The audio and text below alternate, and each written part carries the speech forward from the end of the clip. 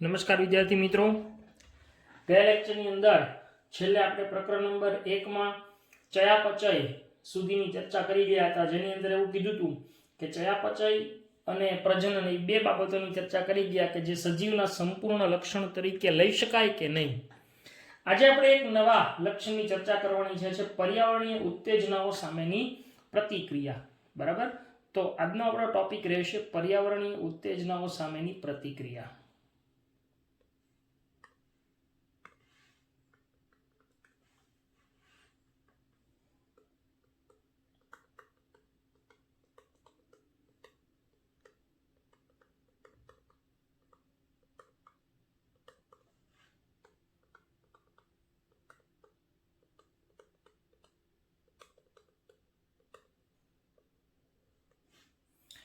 પર્યાવરણીય ઉત્તેજનાઓની સામેની પ્રતિક્રિયા.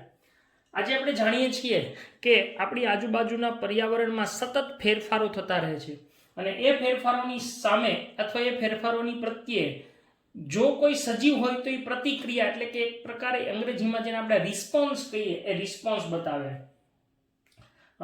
કદાચ સજીવો છે એમની આસપાસની પરિસ્થિતિ કે પર્યાવરણ પ્રત્યે અનુભૂતિના આવિષ્કારની ક્ષમતા અને પર્યાવરણીય ઉત્તેજનાઓ સામે પ્રતિક્રિયા એ સજીવોનું સ્પષ્ટ, દેખીતું અને તાંત્રિક રીતે જટિલ લક્ષણ છે.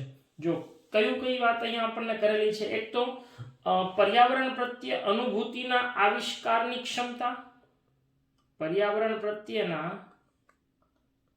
અનુભૂતિ છે એના આવિષ્કારની ક્ષમતા,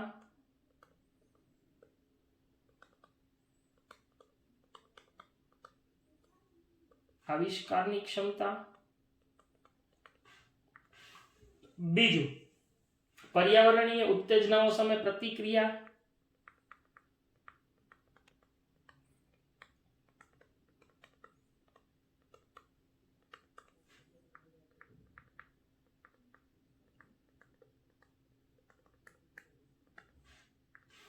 આ ઉપરાંત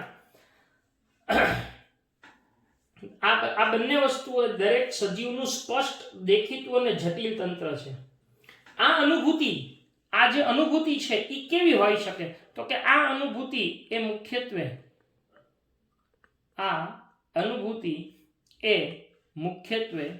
કાં તો કેવી હોઈ શકે? ભૌતિક, રાસાયણિક અથવા જૈવિક હોઈ શકે, કાં તો ફિઝિકલના સ્વરૂપમાં હોય, ભૌતિક હોય અથવા તો રાસાયણિક હોય, અથવા તો એ બાયોલોજિકલ એટલે કે જૈવિક હોય છે. આવી અનુભૂતિ એ ભૌતિક હોઈ શકે, રાસાયણિક હોઈ શકે અથવા તો જૈવિક પણ હોઈ શકે. એટલે આમ સજીવોની અંદર આ જે આપણને બાબતો જોવા મળે છે એ બહુ અગત્યની હોય છે. અહીંયા આગળ આપણે ઉદાહરણ લઈએ તો સજીવો છે એના સંવેદન અંગો દ્વારા પર્યાવરણની અનુભૂતિ પ્રાપ્ત કરે છે. હવે સંવેદન અંગો આપણે જાણીએ છીએ કે આપણા શરીરમાં જુદા જુદા સંવેદન અંગો છે, એમ સજીવો એ જુદા જુદા સંવેદી અંગો છે એના દ્વારા પર્યાવરણની અનુભૂતિ થાય છે. વનસ્પતિ હોય કે પ્રાણીઓ, બંને એ પ્રકાશ, પાણી, તાપમાન, અન્ય સજીવો, પ્રદૂષકો વગેરે જેવા બાહ્ય પરિબળો હોય એની સામે રિસ્પોન્સ એટલે કે પ્રતિક્રિયા દર્શાવે છે. તો સજીવો એ કોની પ્રત્યે પ્રતિક્રિયા દર્શાવે છે? તો કે સામાન્ય રીતે જે સજીવો છે એ વનસ્પતિ હોય કે પ્રાણી, એ પ્રકાશ એટલે કે સૂર્યપ્રકાશ, પાણી, તાપમાન, સૂર્યપ્રકાશ, પાણી, તાપમાન, અન્ય સજીવો,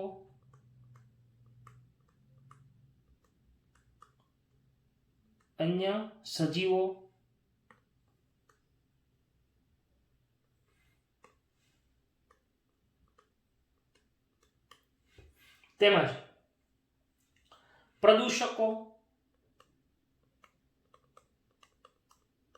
આવા જે બાહ્ય પરિબળો છે એની બાહ્ય પરિબળો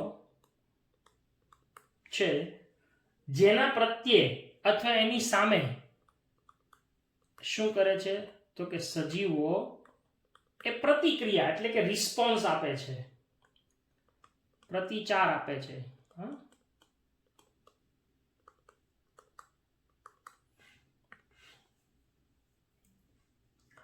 અહીંયા આગળ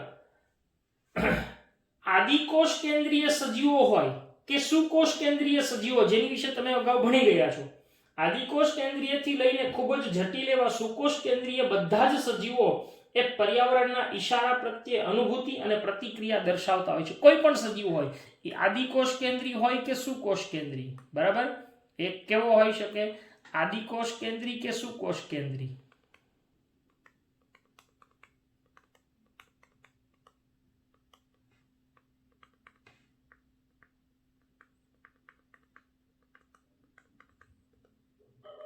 આ બંને સજીવો એ શું કરે છે તો કે આ આદિકોષ કેન્દ્રથી લઈને સુકોષ કેન્દ્રી સુધીના ખૂબ જ જટિલ બધા જ સજીવો પર્યાવરણના ઈશારા પ્રત્યે અનુભૂતિ અને પ્રતિક્રિયા દર્શાવતા હોય છે. એટલે પર્યાવરણ છે એના ઈશારા પ્રત્યે શું દર્શાવતા હોય છે તો કે એ ઈશારા પ્રત્યે અનુભૂતિ અને પ્રતિક્રિયા.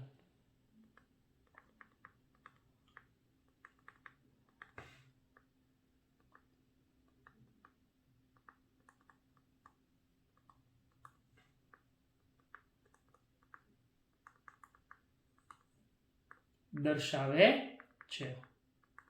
એટલે આમ આદિકોષ કેન્દ્રીય હોય કે સુકોષ કેન્દ્રીય આ બધા જ સજીવો એ શું દર્શાવે છે તો કે પર્યાવરણ પ્રત્યે પ્રતિચાર દર્શાવે છે, પ્રતિક્રિયા દર્શાવે છે. તો આમ આ પર્યાવરણીય ઉત્તેજનાઓ સામેની પ્રતિક્રિયા પણ સજીવનું એક લક્ષણ આપણે લઈ શકીએ. ત્યાર પછી આપણે જોવાનું છે એ છે અનુકૂલન અને સભાનતા.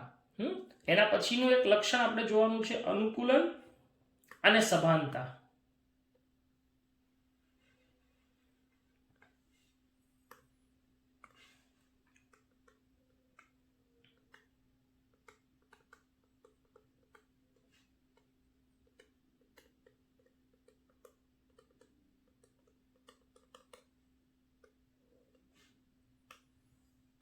હવે અનુકૂલન અને સભાનતા એ શું છે ખરેખર તો કે આપણી આજુબાજુ જે સજીવો છે એ પૈકીના કેટલાક ઋતુ સંવર્ધિત સજીવો છે. ઋતુ સંવર્ધિત એટલે ચોક્કસ ઋતુની અંદર જ એ પ્રજનન દર્શાવે છે.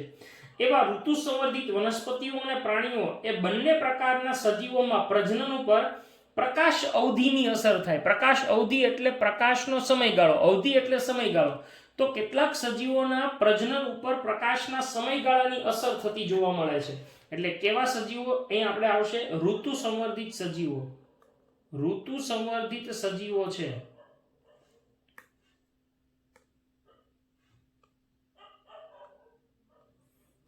ઋતુ સંવર્ધિત સજીવો એ મુખ્યત્વે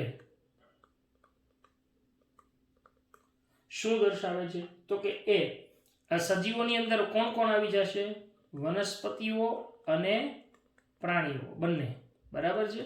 એટલે ઋતુ સંવર્ધિત સજીવો છે એ મુખ્યત્વે એના પ્રજનન ઉપર કોની અસર થાય છે, પ્રકાશ અવધિની અસર થાય છે. પ્રકાશ અવધિ એટલે પ્રકાશનો સમયગાળો. તમે જુઓ કે આપણે જ્યાં ઋતુઓ ચોક્કસ છે, શિયાળો હોય તો એની અંદર દિવસ ટૂંકો હોય એટલે દિવસ દરમિયાન પ્રકાશનો સમયગાળો ઓછો મળે. માની લો કે શિયાળામાં 8 કલાક જ સૂર્યપ્રકાશ આવતો હોય તો ઉનાળાની અંદર 10 કે 11 કલાક પ્રકાશ આવતો હોય સૂર્યપ્રકાશ. તો એ પ્રકાશ અવધિની અસર એ આવા સજીવોના પ્રજનન ઉપર થતી જોવા મળે છે. વનસ્પતિઓ અને પ્રાણીઓ બંનેના ઉપર થતી જોવા મળે છે. આમ દરેક સજીવો એ તેમના શરીરમાં રસાયણોના પ્રવેશનું પણ સંચાલન કરે છે. એટલે સજીવો તેમની આસપાસના પર્યાવરણથી હંમેશા જાગૃત જ હોય. કારણ કે તમે ભણી ગયા છો કે કોઈ પણ ઘટક છે એ શરીરમાં પ્રવેશવા દેવો કે ન પ્રવેશવા દેવો એ નક્કી છે એ કેના દ્વારા થાય છે તો કે એ કોષરસ પટલ છે એ નક્કી કરતું હોય. એમ આપણું સજીવ શરીર છે એ પણ આવા રસાયણો છે એના પ્રવેશનું સંચાલન કરે છે. એટલે આસપાસના પર્યાવરણથી દરેક સજીવો છે જાગૃત જ હોય છે, અવેર જ હોય છે, એટલે કે સભાન જ હોય છે. પરંતુ માનવી માત્ર એક જ એવો સજીવ છે કે જે આપમેળે જાગૃત રહે છે, તો એ કેટલાક હોતા હોય, બરાબર. એની અંદર સ્વયં સભાનતા જોવા મળે, જેને સેલ્ફ કોન્શિયસનેસ કહેવાય છે. એટલે સભાનતા એ દરેક સજીવનો સંપૂર્ણ ગુણધર્મ બને. એટલે જો આપણે કોઈને સંપૂર્ણ ગુણધર્મ આપવો હોય સજીવનો, તો એ એક સભાનતા પણ હોય. કોન્શિયસનેસ, સેલ્ફ કોન્શિયસનેસ એ પણ એક સજીવનું અગત્યનું લક્ષણ છે, આગવું લક્ષણ છે. તો આમ ઋતુ સંબંધિત સજીવો ઉપર પ્રકાશ અવધિની અસર થાય છે. દરેક સજીવો એ શું કરે છે? તો કે દરેક સજીવો એ તેમના શરીરમાં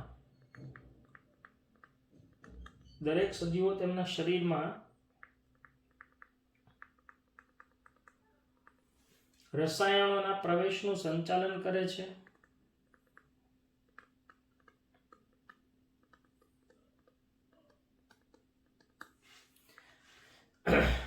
આમ દરેક સજીવો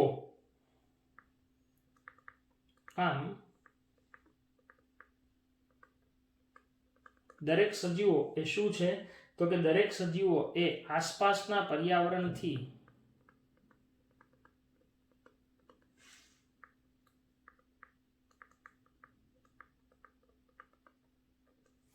શું રહે છે? જાગૃત, એટલે કે અવેર હોય છે.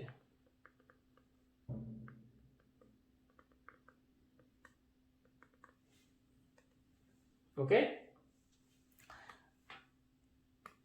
કાળા માથાળો માનવી માત્ર એક જ સજીવ છે કે જે આપમેળે જાગૃત છે. માનવી એક જ એવો છે કે જે આપમેળે જાગૃત છે, છતાંય કેટલાક છે એ અજાગ્રત હોય છે. બરાબર ને? હા, બેભાન હોય છે. જેમ કે સ્વયં સભાનતા, જેને અંગ્રેજીમાં આપણે સેલ્ફ કોન્શિયસ કહીએ છીએ. હા, આમ સભાનતા એ સજીવનો સંપૂર્ણ ગુણધર્મ બને છે. એટલે આ વિધાન યાદ રાખજો. સભાનતા એ દરેક સજીવનો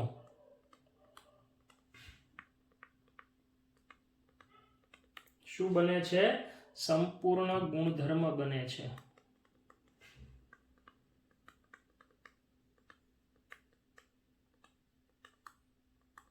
બરાબર? સભાનતા એ દરેક સજીવનો સંપૂર્ણ ગુણધર્મ બને છે.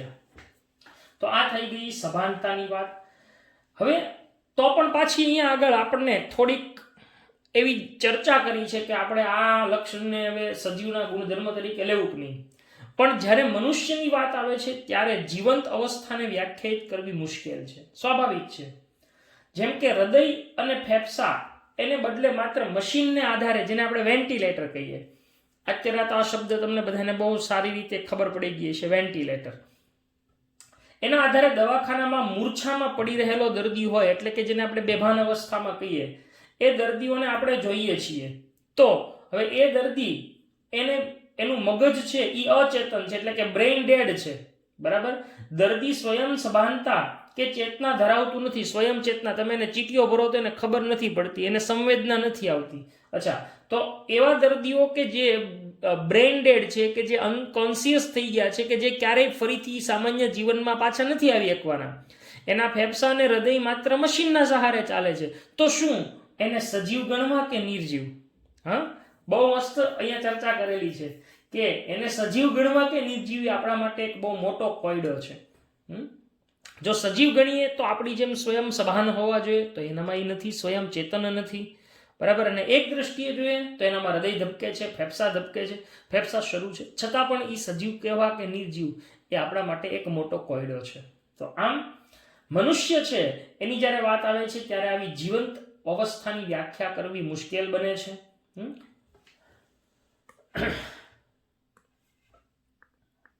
સામાન્ય રીતે મનુષ્ય માટે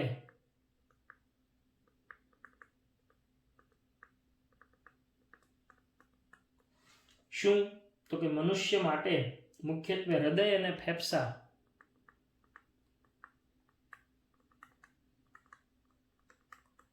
ને બદલે જો એ મશીનને આધારે જીવન જીવતો હોય બરાબર, એ કેવો હોય છે? તો કે એ બ્રેઇન ડેડ હોય છે.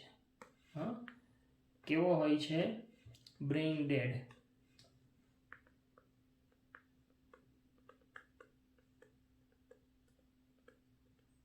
તો આ બ્રેઇન ડેડ વ્યક્તિ છે એનામાં સ્વયં સભાનતા કે સ્વયં ચેતના હોતી નથી અને એ ક્યારેય પાછા આવી શકતા નથી.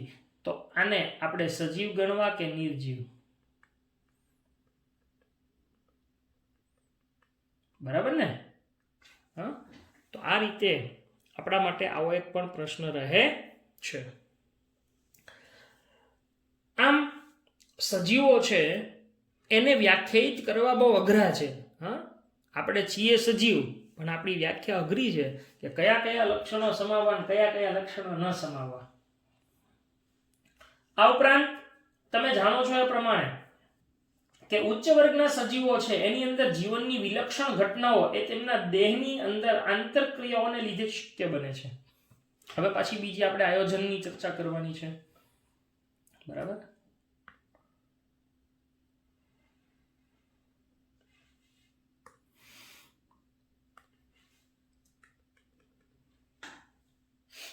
આયોજન, ઓર્ગેનાઇઝેશન. બરાબર,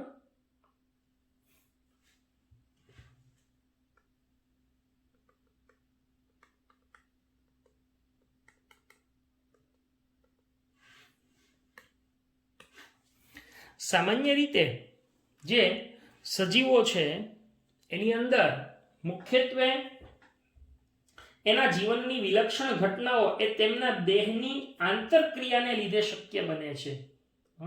એટલે સજીવોના જીવનની વિલક્ષણ ઘટનાઓ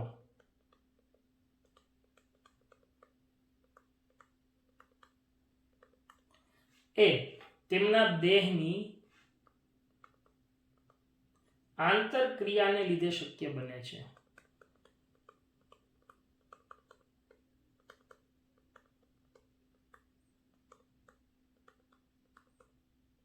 બરાબર છે?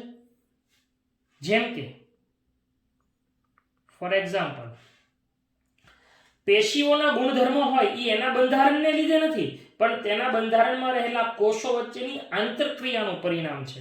હે, એટલે તમે જાણો છો. હવે હું એક છે ને ચાર્ટ તૈયાર કરું છું. એ ચાર્ટ આપણા માટે બહુ અગત્યનો છે. બરાબર છે? કે તમે જુઓ ને તો સજીવોના શરીરની અંદર શું જોવા મળે છે? તો કે સજીવોના શરીરની અંદર સૌથી પહેલા આપણે એમ કહીએ કે સજીવ છે એ શેનો બનેલો છે? તો કે કોષનો બનેલો છે. એટલે હું એક લાઇનિંગ કરી નાખું છું કે કોષ. હવે કોષો આપણને ખબર છે કે ભેગા મળીને શું બનાવે છે? પેશી. અચ્છા, પેશીઓ ભેગી મળી અને શું બનાવે છે? અંગ બનાવે છે. અંગો ભેગા મળીને શું બનાવે છે? અંગતંત્ર બનાવે. અંગતંત્રો ભેગા મળીને શું બનાવે છે? સજીવ બનાવે. સજીવો ભેગા મળી અને શું બનાવે છે? જાતિ બનાવે. અચ્છા, જાતિઓ ભેગી મળીને શું બનાવે? તો કે વસ્તી બનાવે. વસ્તીઓ ભેગી મળીને શું બનાવે છે? સમાજ બનાવે. અચ્છા, સમાજ ભેગો મળીને શું બનાવે છે? તો કે નિવસન તંત્ર બનાવે છે. જો આ ઉપર જ જાય પણ અહીંયા આગળ આપણી પાસે લાઇનિંગ જગ્યા છે એટલે આપણે આમ કર્યું છે. નિવસન તંત્ર બનાવે. અચ્છા, નિવસન તંત્રો ભેગા મળી અને શું બનાવે છે? દ્રશ્ય ભૂમિ બનાવે. અને આ દ્રશ્ય ભૂમિઓ ભેગી મળી આખી અને શું બનાવે છે? જીવાવરણ બનાવે છે. જોજો, સમજવા જેવી વાત છે. હવે સજીવ અંગ કે અંગતંત્ર આ એવી વસ્તુ છે જેને તમે જોઈ શકો છો. એટલે કે એ કેવી છે? દ્રશ્ય છે. પણ જાતિ, વસ્તી એ કઈ તમે જોઈ ન શકો. આ બધી સંકલ્પનિક વસ્તુઓ છે. આ બધી કલ્પનાઓ છે. જાતિથી શરૂ કરીને જીવાવરણ સુધીની બધી સંકલ્પનિક ઘટનાઓ છે. જ્યારે સજીવ અંગ કે અંગતંત્રને તમે જોઈ શકો છો તે દ્રશ્ય છે. પછી પેશી કે કોષ છે તમે જોઈ શકતા નથી તો એ કેવા છે? સૂક્ષ્મદર્શી. અને સૂક્ષ્મદર્શક યંત્રમાં જોઈએ છીએ. હવે તમે જાણો છો કે કોષો શેના બનેલા હોય? તો કે કોષો છે એ અંગિકાઓના બનેલા હોય છે. એટલે આપણે જો નીચે જઈએ ને, જો અહીં અમે લાઇનિંગ કરી છે એનાથી નીચે, તો અંગિકાઓ ભેગી મળી ત્યારે કોષો બને. અચ્છા, અંગિકાઓ શેની બનેલી હોય? તો કે અંગિકાઓ છે એ અણુઓની બનેલી હોય છે, મહાઅણુઓને એવા.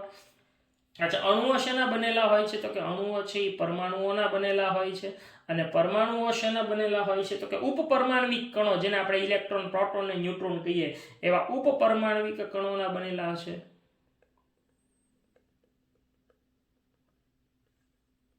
હવે વિચારો તો અહીંયા કે આ બધા તો કેવા છે? ઉપસૂક્ષ્મદર્શી. આ બધાને કેવા કહેવાય? ઉપસૂક્ષ્મદર્શી. તો આપણે માઇક્રોસ્કોપની વધારે હાઈ પાવરના ઇલેક્ટ્રોન માઇક્રોસ્કોપ કે STM કે FM જેવા સાધનોની મદદથી જોઈ શકીએ છીએ. તો આમ આ જે આખું આયોજન છે સજીવોના શરીરની અંદર, એ એક પ્રકારની જેમ જેમ ઉપર જાય એમ એમ સંગઠનાત્મક રીતે જટિલ બનતી શ્રેણીઓ તૈયાર થાય છે. તો અહીંયા કહેવાનો હવે મતલબ એ છે કે જેમ પેશીના ગુણધર્મો, આ પેશી છે એના ગુણધર્મો એ તેના બંધારણને લીધે નથી, પરંતુ તેના બંધારણમાં રહેલા કોષો વચ્ચેની આંતરક્રિયાનું પરિણામ છે. હવે એવી જ રીતે કોષ છે એની અંગિકાઓના ગુણધર્મો એ તેના આણ્વીય બંધારણને લીધે નથી, પરંતુ તેમાં રહેલા આણ્વીય ઘટકોની વચ્ચેની આંતરક્રિયાઓનું પરિણામ છે. આમ જેમ જેમ આપણે ઉચ્ચ સ્તરે જતા જઈએ આયોજનના, એમ એમ આ આંતરક્રિયાઓ ઉચ્ચ ગુણધર્મોમાં પરિણમે. કોષો બધા ભેગા મળીને પેશી બનાવે, પણ કોષો છે એની અંદર કાર્ય તો કોણ કરતા હોય? આ બધા ઘટકો જ કરતા હોય. બરાબર છે?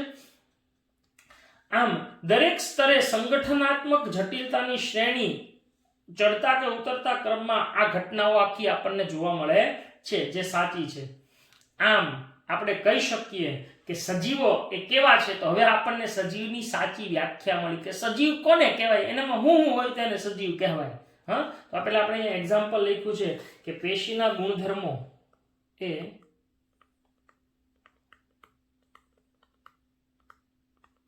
તેના બંધારણને લીધે નહીં, પરંતુ કોને કારણે છે? તો કે પેશીના ગુણધર્મો એ તેના બંધારણમાં રહેલા કોષો વચ્ચેની આંતરક્રિયાઓના પરિણામે છે.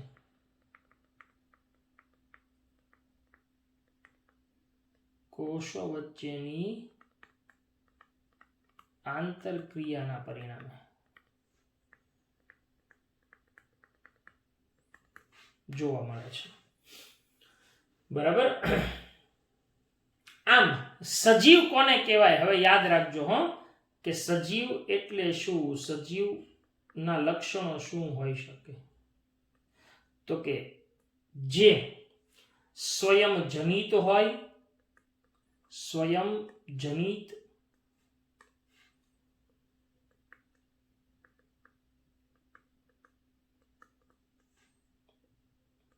બીજું સ્વયં વિકસિત,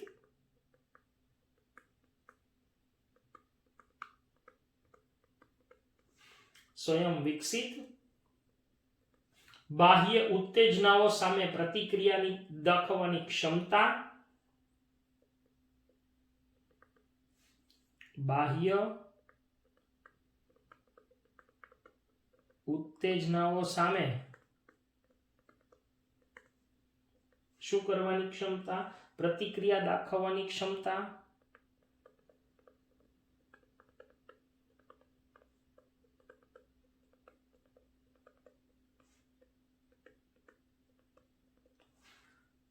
અને એકબીજા પર અસર કરતા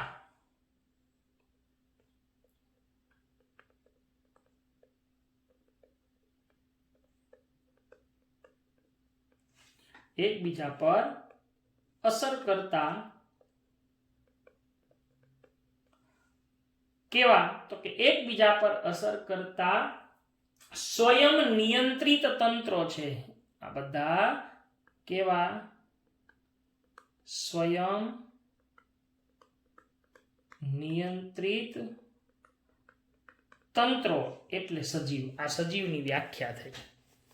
સજીવ એટલે શું? તો કે જે સ્વયં જનિત હોય, સ્વયં વિકસિત હોય, બાહ્ય ઉત્તેજનાઓની સામે પ્રતિક્રિયા દર્શાવવાની ક્ષમતા હોય અને એકબીજા પર અસર દર્શાવતા એવા સ્વયં નિયંત્રિત તંત્રોને સજીવ તરીકે ઓળખવામાં આવે છે.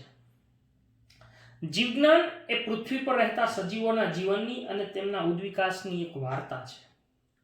દરેક સજીવો એ વર્તમાન, ભૂતકાળ અને ભવિષ્ય એ સામાન્ય જનીન દ્રવ્યની વહેંચણી દ્વારા એકબીજા સાથે સંકળાયેલા છે. એટલે તમે એ પણ જાણો છો કે જનીન દ્રવ્ય એ બહુ અગત્યનો ભાગ ભજવે છે. આ જનીન દ્રવ્ય એ બધા જ સજીવોમાં વિવિધ અંશે ઓછું વધતું હોઈ શકે. હા, એ જનીન દ્રવ્ય કાં તો વધતું હોઈ શકે અથવા તો ઓછું હોઈ શકે. એ સજીવોના પ્રકાર ઉપર આધાર રાખતું હોય છે. તો આવી રીતે આયોજન સ્તરે વિવિધ સજીવો એની આપણને ચર્ચા થતી જોવા મળે છે. ત્યાર પછીના ટોપિકની અંદર આપણે જોવાનું છે સજીવ વિશ્વની અંદર વિવિધતા, the diversity in the living world. પણ એ ચર્ચા આપણે આવતા લેક્ચરની અંદર કરશું. તો આજના લેક્ચરમાં આપણે અહીંયા સુધી રાખીએ છીએ. હોમવર્કમાં જેટલું બોર્ડ વર્ક કરેલું છે એ બધું જ એક વખત લખી અને મોકલવાનું રહેશે. તો અહીંયા આપણે લેક્ચર પૂર્ણ કરીએ છીએ. Thank you.